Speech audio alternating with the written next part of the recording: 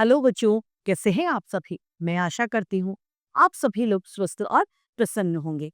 आज हम हमारा पाठ मुहावरे को पढ़ेंगे और समझेंगे। आइए इसे प्रारंभ करते हैं। यह है पाठ 15 मुहावरे। मुहावरे ऐसे वाक्यांश होते हैं जो अपना शाब्दिक अर्थ प्रस्तुत नहीं करते, यानी शब्दों से उनका अर्थ प्रकट नहीं होता। ये एक विशेष अर्थ प्रकट करते हैं। मुहावरों को प्रयोग करने से हमारी भाषा प्रभावी हो जाती है। आइए इससे पढ़ते हैं।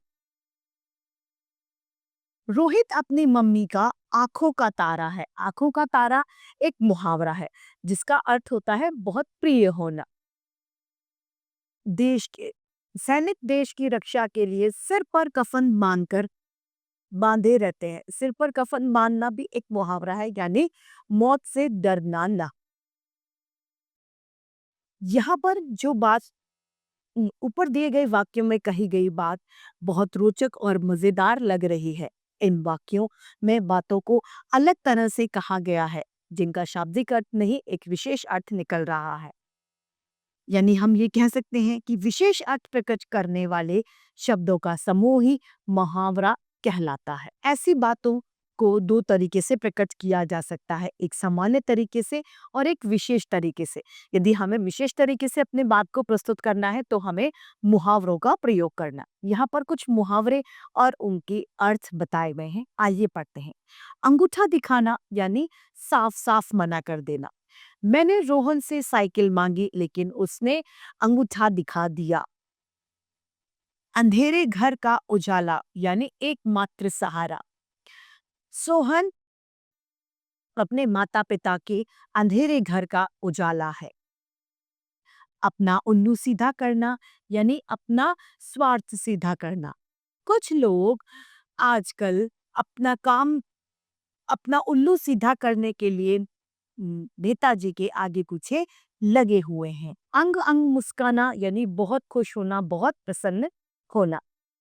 परीक्षा में प्रथम आने पर जागृता की अंग अंग मुस्कुरा गया। आंखों में खटकना यानी अच्छा न लगना। ज्योति कविता के प्रथम आने पर ज्योति को वह आंखों में खटकने लगी। आंखें खुलना यानी होश में आना। जब सच्चाई सामने आई तो सभी की आंखें खुल गई। आकाश पाताल एक करना यानी बहुत परिश्रम करना। इस बार याग्रता ने अम, इस बार याग्रता ने परीक्षा के लिए आकाश पाताल एक कर दिया। ईंट से ईंट बजाना यानी बुरी तरह नष्ट करना। युद्ध में सैनिक अपने शत्रुओं की ईंट से ईंट बजा देने के तत्पर थे। कान भरना यानी चुगली करना।